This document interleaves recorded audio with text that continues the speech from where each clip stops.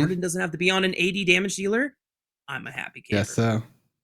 Exactly. I feel like you're just going to say that until it actually gets added into the game eventually. Just going to keep on. It's going to become one of them Twitter memes, right? Day one of asking PC League of Legends to add Ocean's Trident. Are you going to start going with that? You're going to start rolling on Fingers crossed. Yeah. 2026.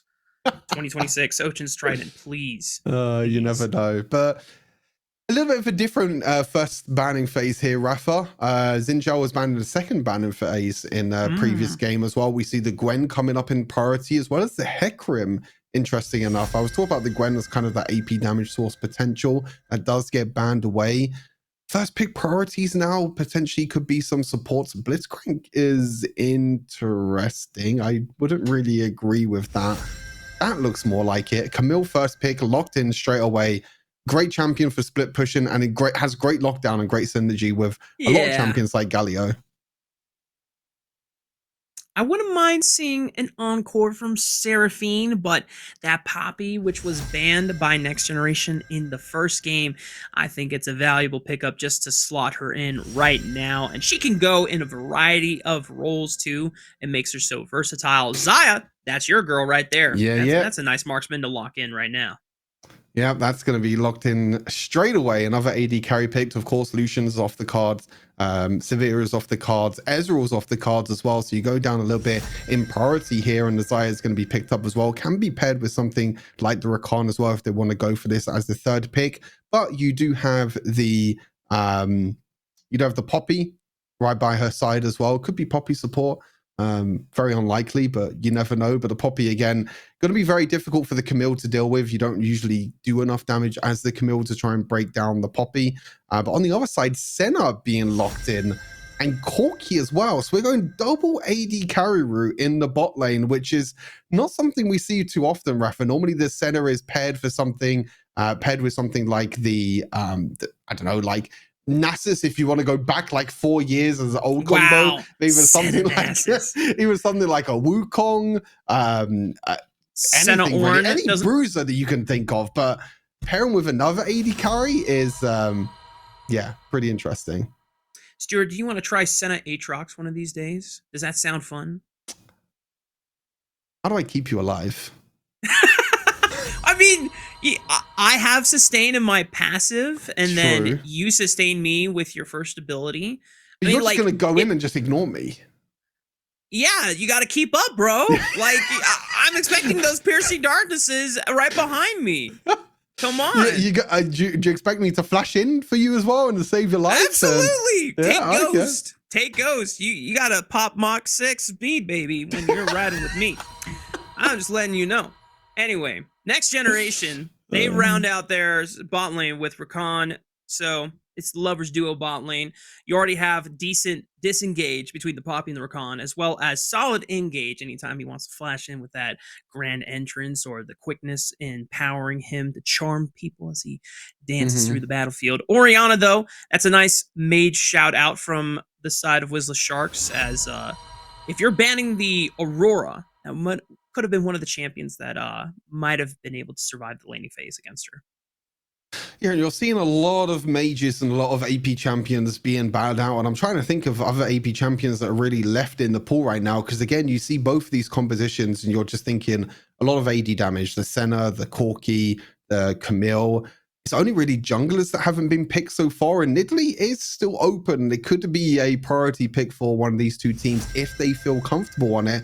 Because both these teams do need a source of AP damage. Because if you go up against someone like a Poppy and you're going full AD damage, then hey, that Poppy's just going to build Sunfire into Thornmail, into whatever armor item you can think of, and just stay alive the entire time. So it have to be some sort of AP priority, maybe Warwick. Akali was something that got banned in game number 1. That somehow sneaked through the entire banning phase. Well, that's your magic damage right there, Stuart. Yes, it is. And more. And some true damage. Yeah. So I don't think we're seeing a Nidalee for Next Generation, but it could be locked in maybe for Wisla Sharks. I know Galio is going to be locked in the mid lane. However, that is a kind of take. Come on. Tease. Are they listening to the stream? This has got to be propaganda right here. They're playing to my emotions. Hey, they still got a chance to lock it in. Maybe they're thinking about Yeah, I mean, Galio will be a great way to follow up on the Hextech Ultimatum, as you already highlighted or teased earlier in the draft. Hey, That's not even that's not real. That you don't have that in your game yet. We don't have this. What is this? I think production is trolling us. I'll take a Lee Sin. Yeah.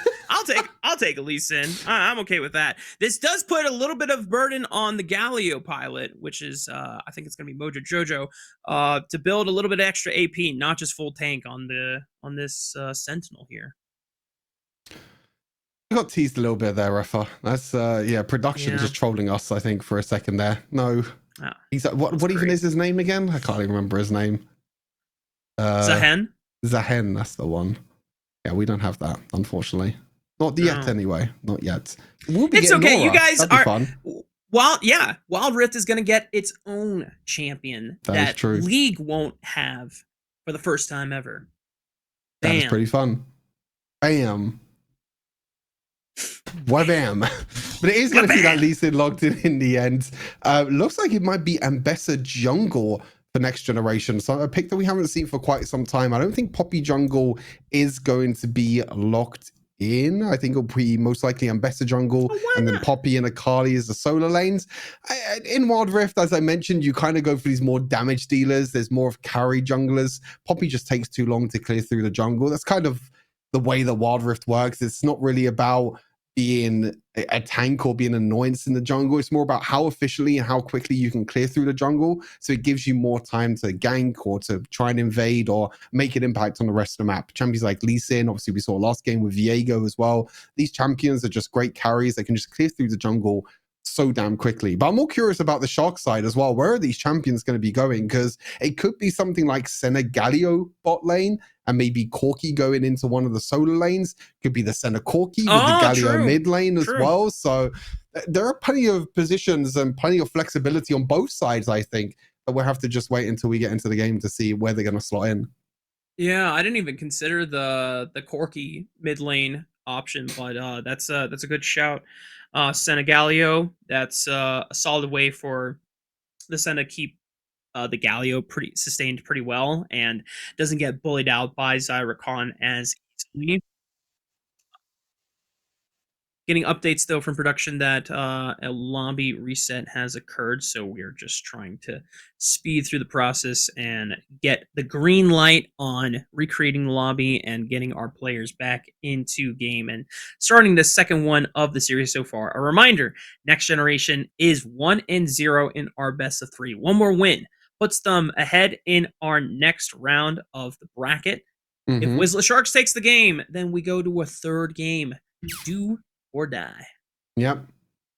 Best of 3 is this time around. No turning back. If you lose one game, then you're already on the back foot. And that's exactly what the Sharks are. The Sharks are on the back foot. They're not hunting anymore. Well, they will be hunting this game. They'll be making sure to try and hunt down the Next Generation to try and take them down. But I think in terms of team compositions as well, I really like Next Generation's draft, though. I really like the Zyra Khan, of course, a very standard, very healthy bot lane duo. Of course, you have the Poppy as kind of your frontline tank as well. And then the Akali and the Ambessa are kind of the jewelers, I guess you can say, or like the assassins that are going to try and jump straight onto the back line. If you think of champions like the Senna and the Corki, for example, these are two very squishy champions that are going to be big threats for the likes of the Ambessa and the Akali to jump on top of the back line. It's going to be interesting to see how the Sharks are going to try and defend the likes of the Corki and the Senna. Will Lee Sin have to use the kit defensively, try and kick the Ambessa away, try and kick the Akali away? Will we try and use the Hextech Ultimatum more defensively to try and help the likes of the Senna and the Corki, which I'm a little bit scared of, to be honest with you. Having 2 AD carries and having these 2 range champions against the likes of the Akali and the Ambessa could be pretty difficult to deal with. Yeah, and I'm even more scared by the fact that they willingly locked in such mobile champions that have dashes, into Poppy. Like Steadfast Presence says, yeah, screw your dashes. You're gonna sit down right here. Hold this L right now. And it's all about timing. And obviously the onus of execution is on Poppy to be able to actually hit the steadfast presence timing correctly and anticipating when those dashes are going to come in. But still, that always makes me a little bit anxious if I am the Lee Sin pilot in this scenario here. And even though you said that Poppy more than likely will be in the solo lane rather than the jungle, if I'm trying to gank for my Camille on the top side against the Poppy, I'm less inclined to, just because of the outplay potential that the Poppy has under her belt.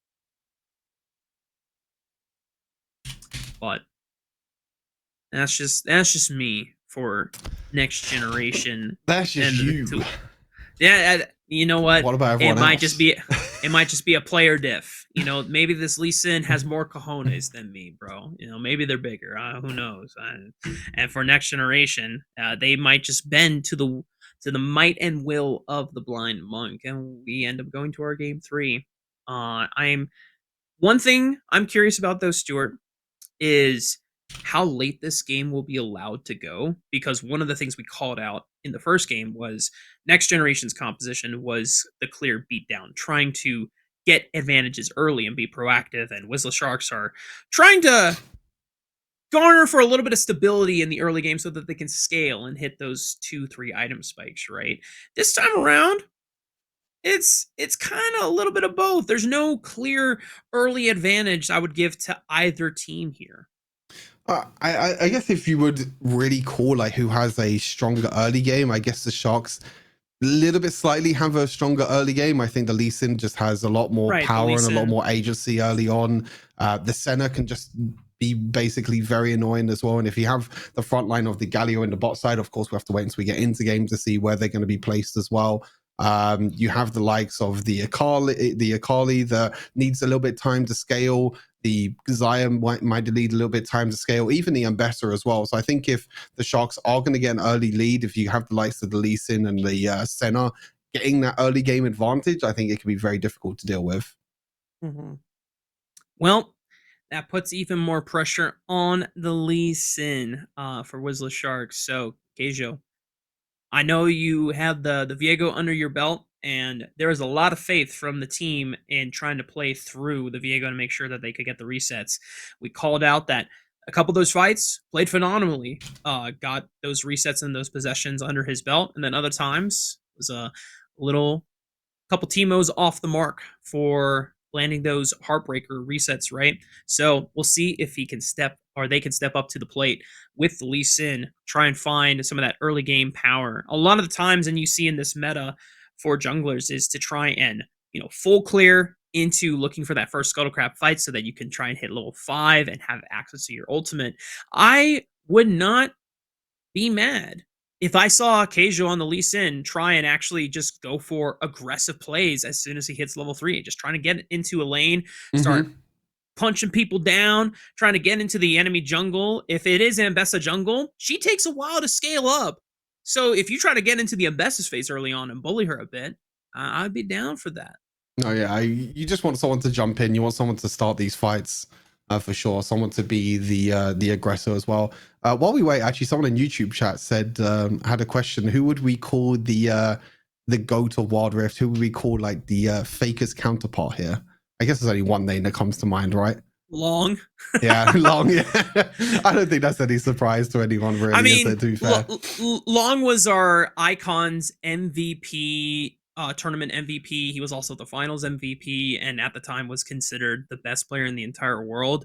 I know that in the years after, for the WRLA, Season 1 on run from KBG was the finals MVP, and he was a mid laner, so like that might be more a direct comparison. True. I also remember from the first international tournament, Horizon Cup, Z was like someone that was on everyone's radar from the mid lane.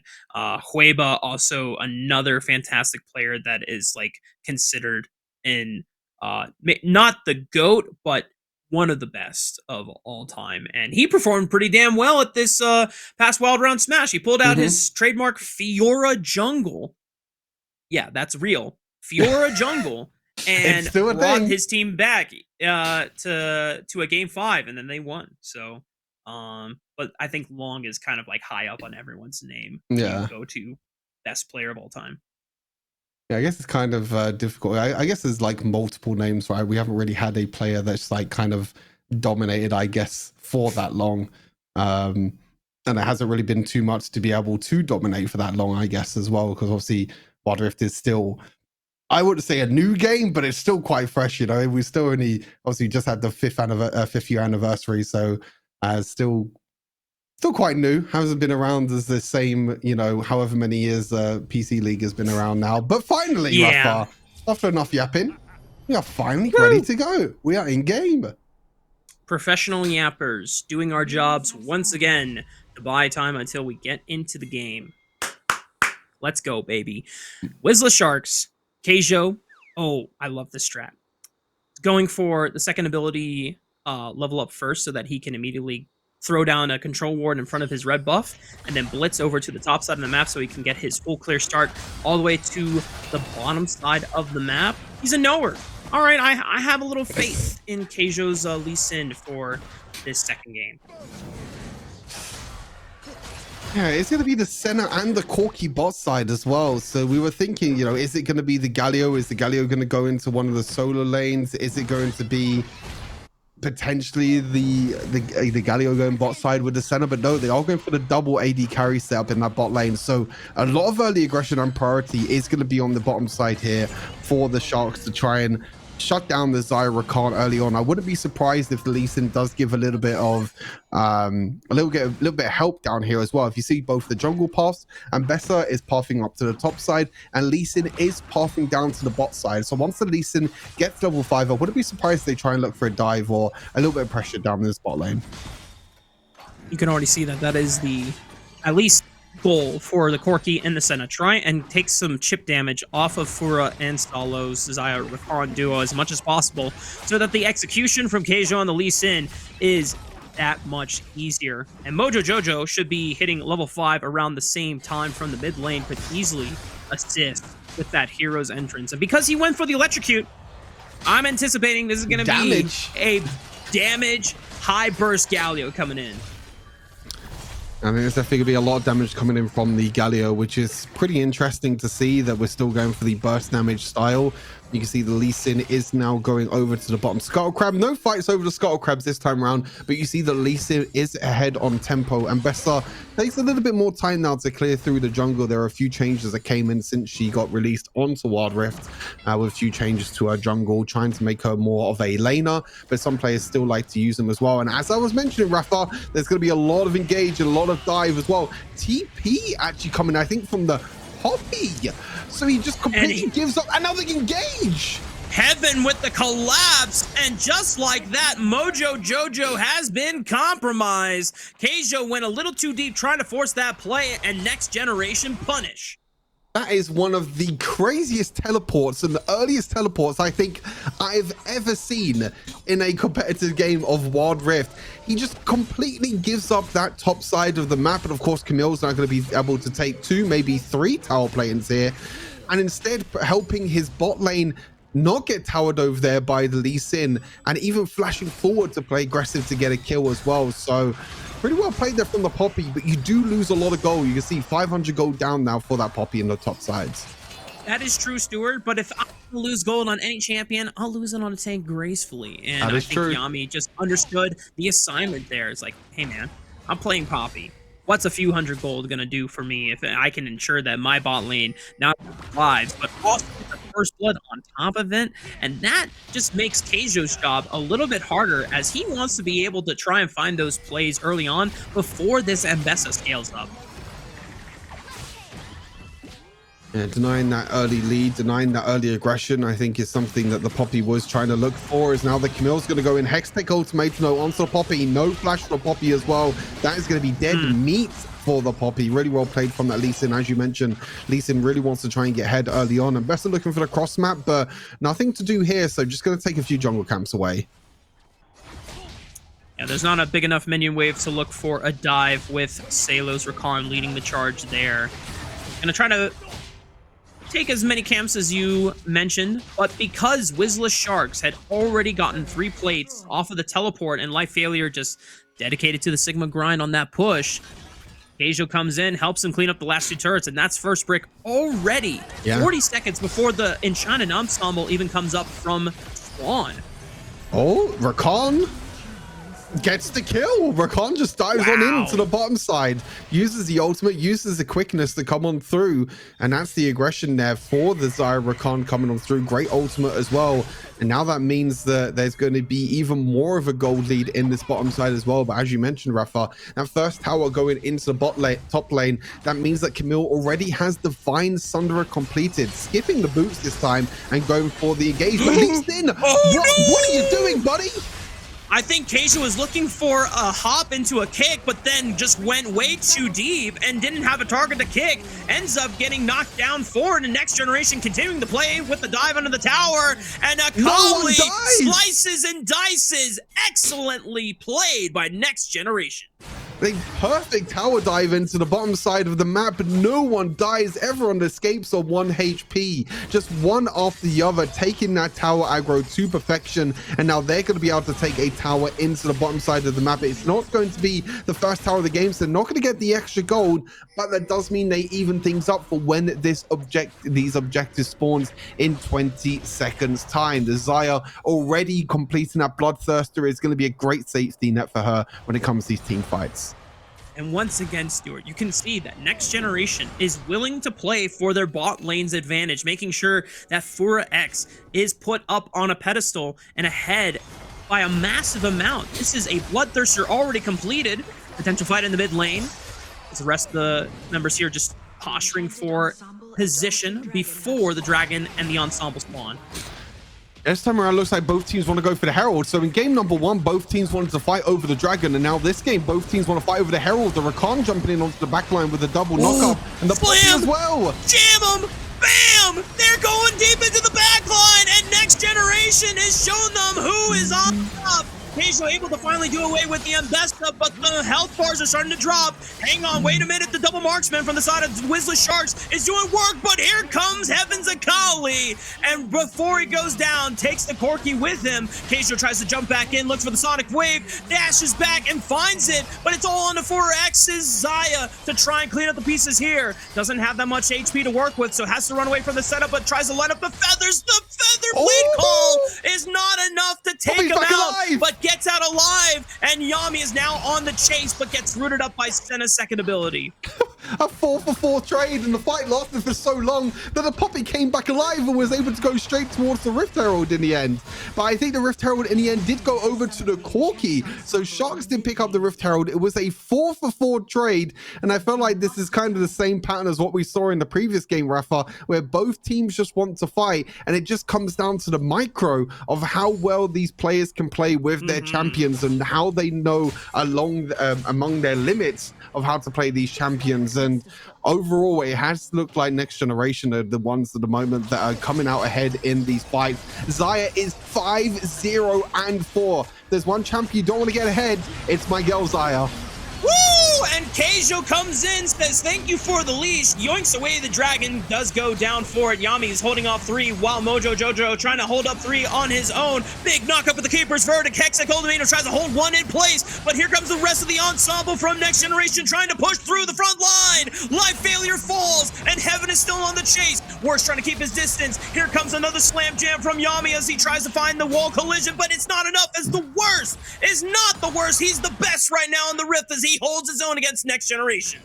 Oh, the double AD carry is still alive though, and I think if they could keep these double AD carries alive, the center and the Corki, they could do a lot of work in the backline. You're seeing how much of a nuisance this Camille and this Galio can be in the front line. The space that it can give these backline carries are going to be so scary. But it's actually the Xayah that got caught out in that fight. Lee Sin doing incredibly well to jump onto the Xayah and pretty much burst her down. So you need to be a little bit careful. You are very far ahead. You're on 2 items now on the Xayah already, but you are still an AD carry, and you will still get one shot by the likes of the Lee Sin, who's already gone for the Ghost Blade and has gone for the Serpent's Fang as well. So that Bloodthirster shield is not going to be as shieldy anymore. High damage build coming in from the Lee Sin. Almost looking like my solo queue games. The only difference here is that he's going for the standard Conquer instead of the full-on First Strike Keystone, but just making sure that he can at least have consistent damage. As Fura picking up space on the top side of the map. Life Failure looks for that slow with the tactical sweep.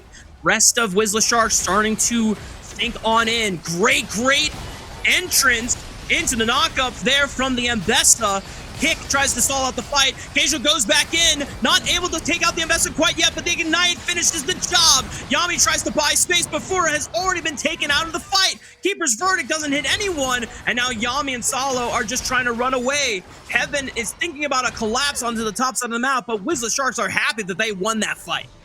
Yeah, Xayah in the end was able to use the ultimate to stop the Hextech ultimatum there from the Camille, but didn't have anything to stop the root from the center. Actually deciding go for Exhaust as the summoner spell instead of something like Cleanse. I think is a bit of a misplay when it comes to these fights, because you have things like the center root, the Galio taunt, which can be so annoying for you to deal with, and you need something like Cleanse to try and stop you from getting crowd control, to stop you from getting stunned or rooted. And you saw that was a big difference in that fight. The center root landing onto the Xayah, the kill coming on through in the end means that the Xayah now has 2 deaths. So that Goldie now for the Xayah is getting thinner and thinner. And on the opposite side, you can see again the Sharks, their jungler, Keijo, I'm going to go with, has a huge gold lead in the jungle. Another nearly 2,000 gold lead in the jungle. This is exactly the same as game number 1, but he wasn't able to be the carrier. It was just a little bit misplaced on the Viego. So now he's on the Lee Sin to see if he can carry this time around. Oh, flash for flash from the Rakan for Corkies. It's a worthy trade for Next Generation on the next play that they try to hunt for the worst there on the Porky. Still has a cleanse available if he ever does get caught out by a charm or a root there from the Blade Caller as... Uh-oh. Okay, we're back. That was a bit scary. Potentially playing for the Baron on the top side of the map. Yami, I should say, is making sure that Mojo Jojo doesn't get a free base off, but will not get a chance to interrupt it. We have time for a breather, Rafa. Well, we haven't had enough time for a breather in this entire series. It's just been constant fighting. 20 kills in 11 minutes. And now they're just going to go towards the Baron. This is exactly what they did in game number 1. Baron's going down mighty fast. I don't think the Ambessa can get in there. Hextech ultimatum by life failure ensures that there is no steal coming out from Next Generation's jungler. Keijo following up on the play, trying to look for Yami in the end. Salo trying to stall out as much time as possible. Heaven goes in for the first cast, the perfect execution. Golden goes. Keijo cannot get out alive. Heaven goes a little too deep. Pays the price for that one. Nice grand entrance there for the knockup. And Fura goes way deep into the back line and is triumphant, looking for Komoto as well. My goodness, that was some exquisite blade calling feather gameplay from Fura X. Ace coming in for Next Generation, and they turn around that fight. Yeah, brilliant turnaround there. They did lose the Baron, but of course the Baron buff is still going to be there, even though all members of the Sharks did die, but the Baron buff is still going to be there. So you still see every single lane is still going to be able to push in there. But actually, Yami did really well on the Poppy, actually knocking away both the Corki and the Senna, gave Next Generation a huge advantage in this fight. But unfortunately, the likes of Heaven and also the Ambessa just diving a little bit too deep, unfortunately. And now they're going to be able to take the Dragon as well. All objectives are going the way of Sharks. Ooh. Dragon secured for the Sharks, as you called out. Mojo Jojo, despite being a very bursty boy, he's not a tanky boy, since this is a lot of damage build and not that much durability. So that Galio did get popped like a balloon. Life Failure looking for another engage potential onto Yami. Hextech ultimatum at the ready. Will not pull the trigger.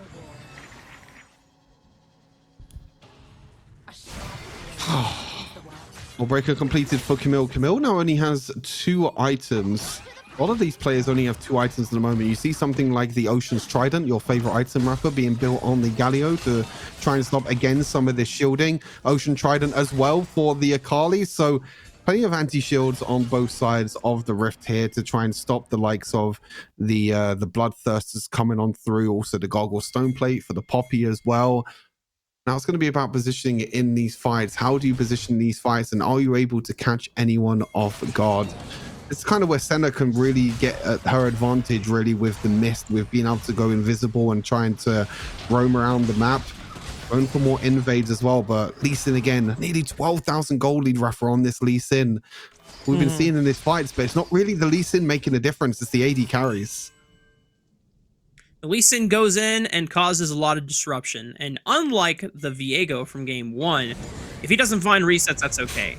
Lee Sin, if he can pop one target and just occupy a lot of attention from Next Generation, you've done your job. And then the Worst and Hamolto get to live out their lives, being able to just free fire, while Next Generation have to problem solve for the second half of the fight. Life failure. You want to tango with Yami. He does have backup coming in, but there's another fight in the mid lane as well, but Keijo able to distance himself beautifully on that one. Keeper's Verdict punts away one. Doesn't get a chance to flash over the wall, but it doesn't matter. Poppy is way too damn tanky for the Sharks to take down. Camille ultimate used, but also Poppy's ultimate used as well. So it's just a 1-for-1 for trade at the moment. But the Poppy does have teleport if he wants to teleport back into the fight. But no, he's not going to teleport back into the bottom side because that Baron is up in 5 seconds, Rafa. This Baron buff is going to be so important. I feel like the Sharks have done very, very well at playing around these objectives. Of course, the first game, they got a lot of the Dragons. The first game, they also got the first Baron. In this game, they also got the first Baron. But it's been around these team fights. They've been a little bit lackluster, unfortunately, and these team fights have been a few misplays, but around the objectives they've done great so far, and they are looking towards this Baron again, but this time they don't have the same priority, they don't have the same control as what they have done in the previous games. And it's so hard for Sharks because even though this Lee Sin has a nasty advantage, or has had a nasty advantage, you look at Next Generation's highest gold income, and it's on this Xayah. 4 items, by the way, with a stasis enchantment as well. How do you kill this Xayah effectively when the rest of your team is not even on 3 items as a whole? Yeah, it's going to be very scary. And of course, Xayah has that survivability as well. So not only are you dealing with 4 items Xayah that's going to be able to do a lot of damage, but also survivability as Poppy looks for the solo bowler kill on the bot lane. But I'm not too sure that's something you want to do against the Galio that has full damage. And now even the Corki is down here. But the Baron on the other side of the map might get started off here. I mean, Yami might go down, but that does not matter. He's done his job. He's pulled attention away from the Baron side of the map. It's still a 4 versus 3, and Ambesta secures the Baron. Keijo gives his life, trying to go in for the play. Can't get it done. Life failure is the next one to fall, and Fora X reigns sovereign over this entire rift as Next Generation peel and prawn away, ensuring that not one threat can get in from the Sharks, and Next Generation are going to try to push it into the base. As you said, Yami did the job that he needed to do. He pulled away the Corki, and the teleports came in a little bit too late, unfortunately, for the Galio. The Poppy was there beforehand, and it meant that the team fight went in the way of Next Generation. They're going to try and push down mid with this Baron buff as well. Maybe even try to end the game. The Worst gets publicly executed right in front of the Nexus, and Next Generation will sweep the series 2-0 against the Sharks. Mina move forward and they take down the Polish side, and they'll move on to the next round of the Rift Legends battle. As I mentioned, I think the Sharks had a chance in the end. You know, I think that their objective control was very strong. Of course, their farming and their efficiency of getting gold across the map. You saw the Lee Sin, for example,